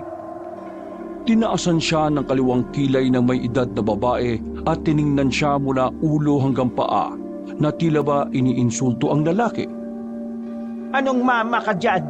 Porque ba kasal na kayo ng anak kong si Maki mana agad ang tawag mo sa akin? Tinirikan pa siya ng mga mata nito. Muli ulit siyang bumuntong hininga. O sige po. Tita, bakit nga po? Hindi na mapakali si Larkin. Talagang mahuhuli na siya sa trabaho kung hindi pa niya tutuldukan ang pag-uusap nilang magbiyenan. Ako tinataasan mo na ako ng boses? Napamulagat ng mga mata ang lalaki. Hindi niya akalain na nataasan na niya ng boses sa matanda dahil sa hindi siya mapakali. Sinubukan niyang babaan ng tono ng pananalita sa kaharap na matanda. Hindi naman po, Tita. Sorry po. Di yan, kaya mo naman pala babaan ng boses mo Ay, kasi po, Ta. Alam niyo naman po kung gaano kahalaga sa akin ang oras. Sige na po, Ta. Ano po bang kailangan niyo? Bakit niyo po ako tinawag? Nagmamadali na po kasi talaga ako Muli ulit niyang sinipat ang oras sa rilong pambisig. 5 minuto na lang mahuhuli na siya sa opisina. Alam mo na to, Larkin. Naglahad ang biyenan ng palad. Ano po yan? Tanga ka ba? Napaigtad si Larkin at bahagyang napatras sa sigaw na iyon ng babaeng biyenan. Maang-maangan? Malamang, nanghingi ako sa iyo ng pera. Sentido komon, manugang. Hinamot ng lalaki ang likod ng kanyang ulo. Tita? O bakit? Ayaw mo? Ha? Nangatog ang buong kalamnan niya kaya wala na siyang nagawa kundi dali-daling kinuha sa maliit na bulsa ng kulay asul na bag niya ang pitaka. Ayaw-ayaw ka pa dyan? Baka gusto mo, ulamin kita, ha? Binunot niya sa mapintog na pitaka ang 1,000 papel at inabot yun sa matanda. Iba, tagdagan mo naman, Larkin. Alata, maubusan na po ako. Wala na pong matitira niya sa amin ang commander kong si Maki. Alam niyo naman po na nag-iipon kami sa magiging anak po namin Nagrereklamo ka pa? Bakit? Nakabuo na ba kayong dalawa ni Maki? Kung makaasta ka akala mo mabibigyan mo na kagad ako ng apo? Nasaan na yung anak na sinasabi mo, ha? Kasi Ta, wala pa po. 1 beses pa lang pong may nangyari sa amin ng anak niyo nung honeymoon po namin sa Baguio. Matapos namin maikasal. Napakatagal na nun January pa yon. Anong buwan na ba ngayon? September po. September? 8 buwan. Dapat nga malaki na yung tiyan ng asawa mo Manganganak na sana yan sa susunod na buwan. Ito nangyari. Kasi po, plano, sana po, Tila ba nagkabuhol-buhol na ang gustong sabihin ng lalaki? Hindi na niya malaman kung ano ang isasagot sa talakkerang biyanan. Ay nako, Larkin, baka ikaw na ang may diferensya, ha? Mariing napalagok ng laway ang lalaki at kinapa ang maselang parte ng kanyang katawan sa pagitan ng 2 hita. Sinasabi ko sa iyo, Larkin, ha? Kapag talagang hindi mo ako nabigyan ng apo sa anak ko, pinatunayan mo lang sa akin na tama ako nang sinabi sa iyo noon na wala kang kwentang lalaki para sa anak ko. Tumago sa puso ni Larkin ang bawat katagang lumalabas sa bibig ni Aling Jingkay. Parang mga palaso na isa-isang sinibat yun sa sentro ng kanyang dibdib. Grabe naman po kayo sa akin, Tita. Aba, bakit ka affected? Totoo ba? Napayuko na lang ang lalaki. Saka bumunot muli sa pitaka ng 2,000 piso. Ito na po. Ayan! Yan, gusto ko sa iyo. Sige na, umalis ka na. Malilate ka na sa trabaho. Baka wala ka pang maintrega sa akin sa susunod. Akala mo naman, ang laki-laki ng kinikita ko. Kung makahingit makapagsalita akala mo daig pa yung anak niya na asawa ko. Ano? May sinasabi ka ba? May pahabol ka pa Wala po. Kung wala pala umalis ka na. Kama, late ka pa dyan. Date na nga Ano yan palatak mo na yon? Narinig ko yon, ha? Wala po. Parang late na po kasi ako Late na talaga. Ang dami mo kasing sinasabi Ikaw nga yun Ba't? Dinampot na matanda ang leather sandals at takma na sanang ibabato sa kanya yon. Kundi lang siya mabilis na pumulas ng takbo. Bubulong-bulong ka pa dyan! Gago! Tinakbo na ni Larkin ang terminal. Talagang pag-iinitan na siya ng amo sa kanyang kumpanya dahil 20 minutos na ang nakakalipas na magkagirian sila ng biyenan. Pagkarating sa pinapasukang trabaho, gaya ng inaasahan ay sinabon nga siya ng kanilang boss. 2 sakay pa kasi siya galing Montalban papunta sa pinapasukan sa Quezon City. Halos 1 oras din yon kung tutuusin nang malate siya. Visit talaga Visit yung biyenan ko na yan. Nagkaroon tuloy ako ng violation Maga ko mapapatalsik nito sa trabaho dahil sa kanya Bago-bago ko pa lang Naikuyom ni Larkin ang kamao. Tiniis na lang niya ang paninermo ng among lalaki. Nang sa gayon, hindi pa lumala ang sitwasyon. Kapag kasi nagpaliwanag pa siya, baka siya pa ang mapasama. Baka sa huli, mapapaaga nga talaga ang termination niya sa bigating trabahong yon. Umuwing bagsak ang balikat ni Larkin sa bahay ng biyenan. Imbis na ang asawang si Maki ang sumalubong sa kanya, ang biyenan niyang babaeng si Aling Jingkay ang tumambad sa kanya. At may paglahad pa na naman ng kamay. Marahang inangat niya ang ulo at nagtatakang nagtanong sa matanda. Tita, ano na naman po ito? Mahinang natawa si Aling Jingkay. Sentido ka man, Larkin! Kakauwi ko lang po, hihingi na naman po kayo. Binigyan ko na po kayo kanina bago ako umalis Saan niyo po ginamit yun? Bumagsik na naman ang aura ng matandang babae. Ba't ganyan ka na kung pagsalitaan ako? Basta, bigyan mo na lang ulit ako. Kahit 1,000 na lang. May paggagamitan lang talaga ako. Saan naman po? Pwede bang sabihin mo na po sa akin kung saan mo ginagamit yon? Ang hirap-hirap po kasing kitain ng pera Huwag ka ng maraming dada dyan. Parang mas daig mo pa kaming matatanda kung pagsalitaan mo ako Pang-aabuso na po kasi ang ginagawa mo sa akin Pananamantala. Parang bombang sumabog na lamang si Larkin at inilabas na niya ang saloobin sa biyenan. Napuno na ang kanyang salop. Kaya hindi na niya kinaya ang pagtitimpi. Dala na rin ng sobrang pagod at disappointment na galing sa sermon ng amo, sinagot na niya ang biyenan. Sumusobra na po kayo Simula na ikasal kami ng anak nyo, lagi na lang kayong ganyan sa akin. Parang nyo na akong ginagawang bangko Hindi naman ganun kalaki ang kinikita ko. Intindihin nyo naman po ako. Isipin nyo din kung bakit ako kumakayod sa pagtatrabaho. Para din sa amin ni Maki, ng anak ninyo, ng asawa ko. Para hindi na kami makapisan pa po sa inyo ni Tito. At maistorbo kayo dito. Mangiyak-ngiyak na si Larkin na naglabas ng pahayag sa kaharap na biyenan. Pero kung hindi lang dahil kay Maki, patagal na kami umalis dito Kaso, iniisip din po niya kayo. Kasi matatanda na kayo nila Tito Balingit Walang mag-aalaga po sa inyo. Intindihin niyo din kasi ako.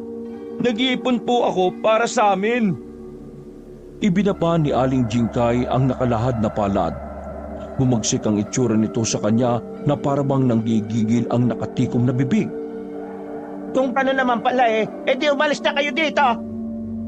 Daglim pinalis ni Larkin ang papatulo na sana niyang luha gamit ang palat.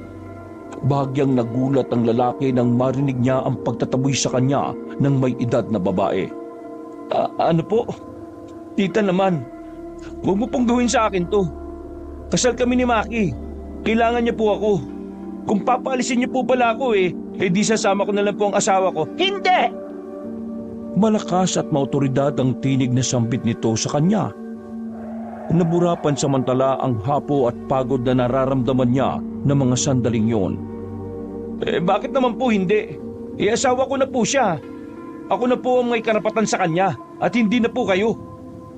Palapad na ang ibinabato niyang sagot sa matandang babae, dahilan upang mas lalo manggalaiti si Aling Jingkay sa kanya. Gustos ka! Totoo nga ako ng kutob sa'yo na wala kang kwentang lalaki para sa anak ko dahil wala kang delikadesa, ipokrito! Kaya lang naman nagiging bastos ang isang tao kung may taong abusadong kagaya niyo. Inilabas na ni Aling Jingkay ang naninilaw na mga ngipin. Nanginginig na rin ang maugat nitong mga kamay at kumana rin siyang dadaluhungin. Ikaw talaga! Ay, ano kaguluhan yan? Natutulog na ang tao Pinigilan ni Aling Jingkay ang nagngingit-ngit nitong nararamdaman. Nang pumasok sa eksena ang asawa nitong matanda na si Mang Balingit. Kasunod din noon sa likuran ng may edad na lalaki ang misis ni Larky na si Maki. Mukhang kababangon pa lang mula sa mahabang pagkakatulog. Nag-aalalang tinanong ng kanyang commander kung ano ang pinagtatalunan nilang magbiyanan. Napatangan naman si Larkin sa ganoong pagkakataon. Hindi niya alam ang gagawin lalo na't nandun na ang asawa para makialam. Wala to, Maki. Pasok na tayo. Ito kasing asawa mong to, anak. Tinuro siya nito gamit ang parang may talim na hintuturo sa kanyang muka. Maririin ang bawat katagang binibitiwan ng biyanan. Nangihingi lang ako ng pera sa kanya, pero ipinagdadamot niya pa. Ganyan ba ang lalaki pinagmamalaki mo sa akin pinakasalan mo? Madamot? Marahang pumaling ng ulo si Maki sa kanya. Makailang ulit siyang nag-iiling at magtatangka na sanang ipagtanggol ang sarili nang sinigundahan ng ama ng kanyang asawa ang ginang. Aba, napakakulipot pala nitong lalaking to, anak. Pinalatakan siya ni Mang Balingit. Tito, nangingi na po sa akin si Tita Jingkay ng pera. 3,000 po yun. Aba, hindi ka lang pala matamot, sinungaling ka pa. Tama! Napamaang pa si Larkin sa ibinintang sa kanya ng Ginoo. Tito, hindi niyo po alam ang totoong nangyari. Kilala ko ang asawa ko. At ikaw, kung magiging gahama ka naman pala sa pera, mabuti pa, umalis ka na dito. Hala, Tito. Maniwala naman po kayo sa akin. Abusado po si Tita Jingkay Binalingan niya ang asawang si Maki na nag-uumapaw na sa mga mata ang luha. Nagbabadya na yung pumata. Maki, ipagtanggol mo naman ako sa mga magulang mo. Ako ang nagsasabi ng totoo dito. Huwag mo nang idamay ang anak namin dito. Lumayas ka na. Ngayon din, kunin mo na yung mga gamit mo dito at mag-impake ka na. Napalood na lang si Larkin sa biyenang lalaki at nakiusap. Parang awa niyo na po, Tito Balingit. Huwag niyo naman pong gawin sa akin to. Pilit naman siyang pinapatayo ni Maki at sinabing huwag nang lumuhod. Hindi niya dapat yon gawin kung nagsasabi talaga siya ng totoo. Hayaan mo ako, Maki. Hindi ako maramot. Mas lalong hindi rin ako sinungaling. Kaya lang naman hindi ko mabigyan si Tita Jingkay kasi mauubusan na ako. Mawawalan na tayo ng ipon, Maki. Ang sabihin mo, maramot ka lang, kaya ayaw mo magbigay. Nakasingit na si Maki at sinabihan ng ina nitong tumigil na. Natutoong nag-ipon ng mister para sa bubuin nilang pamilya. Ikaw ang tumigil, Maki. Naka, mas kinakampihan mo pa pala itong kuripot mong asawa kaysa sa aming mga magulang mo. Tita, may punto naman ako, di ba? Nagtatanong lang din ako kung saan mo gagamitin ang ibinibigay ko sa iyo na pera. Pero nagalit ka po kaagad Kailangan mo pa bang malaman yon? Ang mahalaga, nagbibigay ka. Doon ko lang mapapatunayan na nararapat ka sa anak ko, na mabutit generous kang tao. Lokong to sasagot pa.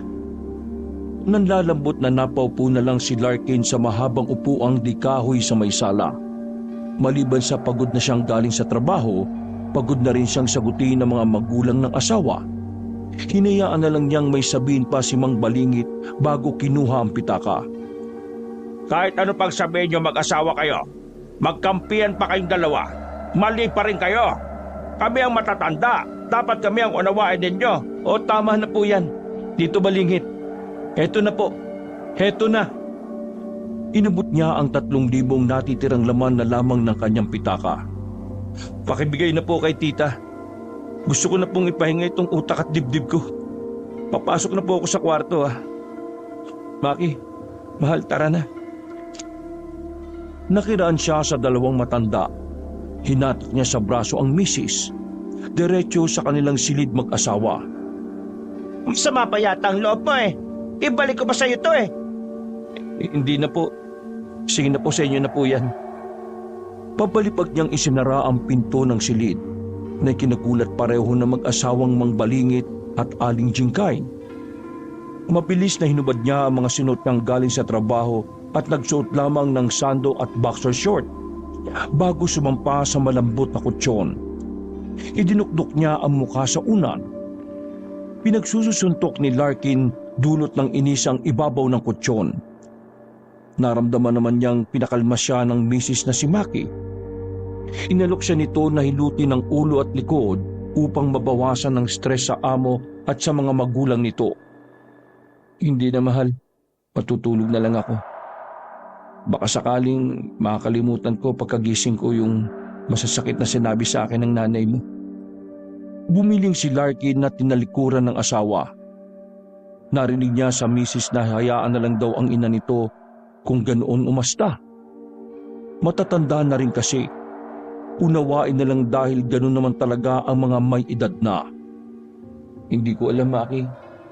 Baka kapag nagkataon ako na ang kusang sumuko. Lalayas na ako dito. Iiwan na lang kita dito. Kalimutan mo na lang na may asawa ka. Nakasal tayo sa Diyos at sa papel. Total, ayaw rin naman sa akin ng ama mo Nagpipilig naman ng ulo si Maki at may takot sa tinig nito na tinanong siya kung bakit. Lagi na lang ganun ng nanay mo sa akin, Maki. Hingi na lang nang hingi sa akin ng pera. Hindi naman ganun kalaki ang kinikita ko Buti sana kung CEO ako ng kumpanya. Pwede pa. Pero hindi Akala naman ng mama mo, hindi ko alam na yung mga ibinibigay ko sa kanya, ipinangmamadyong niya. Ano akala niya? Hindi ko malalaman? Mabisyo yung mama mong yan. Yung kinita ko ng 1 buwan, lahat napupunta sa kanya Ay nako, paano na tayo nito, Maki? Wala na akong maiipon para sa ating dalawa. Sa pagbubukod natin. Sinabihan siya ni Maki na huminahon. Huwag din daw siyang mag-alala at pagsasabihan nito ang ina na huwag nang humingi ng pera sa kanya. Di ba, pinagsabihan mo na yung mama mo dati? Bakit ganun pa rin si Tita Jingkay? Ganun pa rin ang ugali niya sa akin. Ang sabi naman ni Maki sa kanya, magtatrabaho na lang din ito para itong asawa na lang niya ang mag-aabot sa ina nito. Wala na din daw siyang poproblemahin sa mga biyenan. Hindi ba, Maki? Sinabi ko naman sa iyo na ako ang lalaki. Ako ang dapat na maghahanap buhay para sa atin. Ikaw ay dito ka lang sa bahay. Ganoon naman ang mga babae, di ba? Responsibilidad ko bilang husband mo ang magtrabaho nang may maiabot naman ako sa inyo kahit papano. Isa pa, inaalala ko rin ang kalusugan mo. Anemic ka, Maki. Hindi ka pwedeng magtrabaho kung ganyan ka na mahihiluhin. Ngit naman ng commander, paano yung maibibigay nito sa palahinging si Aling Jingkay? Hindi naman daw po pwedeng hindi sila magbigay ng pangintrega. Mas lalo lang magwawala ang ina ng asawa. Hayaan mo na. Gagawa na lang ako ng paraan. Basta, huwag ka na magtrabaho. Magpahinga ka, magpagaling. Sasagutin ko ang mga gamot mo. Dito ka lang sa bahay. Ayokong mapagod ka. Di baling ako na lang. Ay nako, responsibilidad ko patuloy ang biyenang ko. Bukod pa sa asawa ko, na yung biyenang ko. Ay, bakit pa kasi may biyenan akong sugarol eh. Minasahe muna siya ng swabe ng misis bago ito pinagpahinga. Matulog ka na, Maki. Ulit mo kasi, inilit mo pa ako. Baka mamaya mapaano ka pa niyan. Bawal ka pa namang mapuyat. Sige na, huwag mo na akong isipin. May kakausapin lang ako. Sinunod na lamang siya ng misis at nagtalukbong na ng kumot. Nang makumpirmang humihilik na si Maki, dinampot niya sa ibabaw ng tukadorang cellphone. Bumangon siya't isinuot sa dalawang paa ang tsinelas. Lumabas na muna siya ng silid nilang mag-asawa at maingat na naglakad palabas ng bahay. Bumili siya ng yosi sa malapit na tindahan at ginamit yun upang maibsan ang stress na nararamdaman. Kinontak niya ang kanyang kumparing si Edimer. Nakadalawang attempt din siya ng tawag sa kumpare pero hindi yun sinasagot ng lalaki. Sa ikatlong tawag niya ay sumagot na rin si Edimer sa kabilang linya. Ay, sa wakas naman, sumagot ka rin. Ibinugamunan niya ang puting usok na galing sa hinigop na sigarilyo bago muling isinubo sa bibig ang yosi. O paring Larkin, bakit? Napatawag ka? Gabing-gabi na. Anong sadya mo? Anong kailangan mo? Stress ako, pre. Wala akong pamasahe pagpasok ko kinabukasan eh. Baka naman meron ka dyan. Utang na lang ako. May himig ng pagsusumamo niya sa lalaki. Bakit naman pre?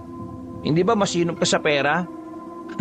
First time mo yatang mawalan at manghiram sa akin? Yun, alam mo na. Yung alin? Yung mother-in-law ko. Kagad namang nakuha yun ni Edimer. Oo nga pala. Hanggang ngayon din bang kasal na kayo ni Maring Maki? Hindi pa rin boto sa'yo si Aling Jingkay? Ganun na nga, pre. Pero ginagamit niya kasi yung pagiging biyenan niya para gipitin ako lalo. Ha? Bakit naman? Di ba hindi nga boto sa akin ang mama ni Maki? So kapag hindi ako nagbibigay o mag-ientrega ng pera sa kanya, mas lalo niyang pinamumukha sa akin na mas lalo akong walang kwentang lalaki sa unika-ihan niya. Narinig niyang natawa sa kabilang linya si Edimer. Oh, bakit ka tumatawa? Seryoso ako, pre, huy. Ikaw naman kasi.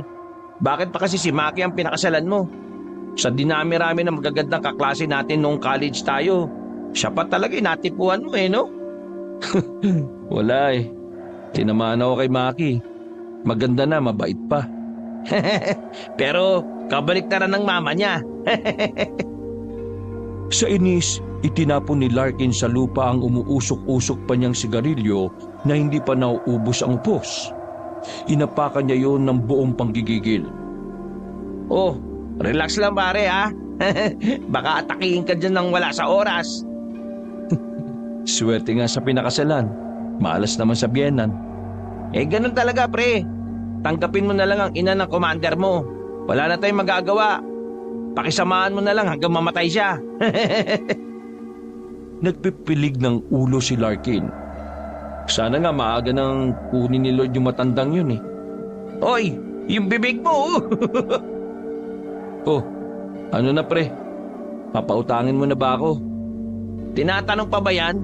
Malamang, oo. Best friend kita Napalitan ng pagkurba ng labi ni Larkin ng pagngiti sa sagot na yon ni Edimer. Salamat pre The best ka talaga. O sige na, send mo na lang sa akin sa Gcash ko Wala yun. Ngayon ka lang naman nanghingi sa akin Sa dami ng naitulong mo sa akin noong college tayo, wala ako sa kinalalagyan ko ngayon kung hindi dahil sa'yo. Wow, nakaka-touch naman yan Edimer. Nangongopya lang naman tayo ng mga panahon na yun Inilayo ni Larkin ang cellphone sa kanyang tenga nang malakas na tumawa si Edimer sa kabilang linya. Loko ka! Binubuking mo yung mga kabulastugan natin noon. Basta, paring Larkin, kung ano man tulong ang hingin mo sa akin, huwag ka mag-atubiling tumawag One call away lang ako palagi. Sige, sabi mo yan Pumalatak sa kabilang linya ang lalaki. Oo naman pre, wala ka bang tiwala sa akin? Kung gusto mo kahit pangungulam sa mother-in-law mo, tutulungan kita Kaya mo, may kilala akong may mga alam sa itim na karunungan. Ano, ipakulam na natin? Natigilan si Larkin at malalim na napaisip sa suwestyon ng kaibigan. Nabingi ang dalawa sa katahimikan ng ilang minuto. Binasag lang yun ng kaibigan sa kabilang linya at nagulat ng kibuin na siya nito. O ano na, paring Larkin, ulamin na ba natin si Aling Jingkay? Oh, huwag pare. Kahit papano naging mabuti pa rin naman sa akin si Aling Jingkay. Naging mabuti? Kung manamantala akala mo nanay mo Yun na nga yun Edmer. Mama siya ni Maki. Para ko na rin sinaktan ng asawa ko kapag ginawa ko yung kay Aling Jingkay. Yan tayo pre, masyado ka kasing mabait kaya ka inaabuso Napaupo na lamang si Larkin sa gilid ng gutter ng kalsada at pinaliwanagan ng kaibigan na kausap sa kabilang linya. May ina ako, Edmer, at may ina ka rin. Alam mo naman na makamamas boy ako di ba? Parang mama na rin ang turing ko kay Aling Jingkay Ayoko pre, basta. Bahala ka pre. O siya, masyado nang malalim ang gabi. Baka malate na naman ako bukas nito sa trabaho Maputokan na naman ako ni Bossing. Pautangin mo ako pre Magkano ba? Kahit 5,000. Sa next month ko na babayaran Walang problema paring Larkin. Sumagap na lamang si Larkin ng signal mula sa malayo. Nang sa gayon, matanggap na niya yung ipinadalang pera ni Edmer. Nagpasalamat siya sa kaibigan bago matapos ang conversation nila sa cellphone. Pumasok na siya ng bahay para makapagpahinga. Madaling araw kinabukasan, ginising na ni Larkin ang diwa niya upang gumayak. 2 oras pa bago ang kanyang pasok pero itinaon niya na tulog pa ang 2 matanda, lalo na si Aling Jingkay upang hindi maabutan ito. Kung sakali, humingi na naman ito sa kanya ng perang pansugal. Mabuti may bukas ng karinderya malapit sa bahay nila Maki kaya umorder siya ng dinuguan at yun ang ginawang pang-almusal. Apurang-apura siyang maligo at magbihis bago maingat na ginising ang misis. Misis ko, Maki, mahal. Alis na ako Bye-bye na. I love you. Sambako lang itsura ng asawa niyang si Maki na naalimpungatan.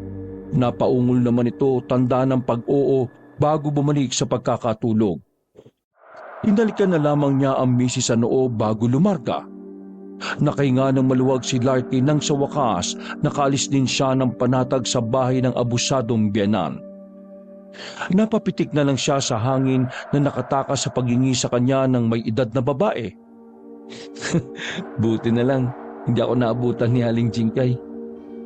Ubus talaga ang perang pinautang sa akin ni paring Edmer kung sakaling naabutan ko siyang gising.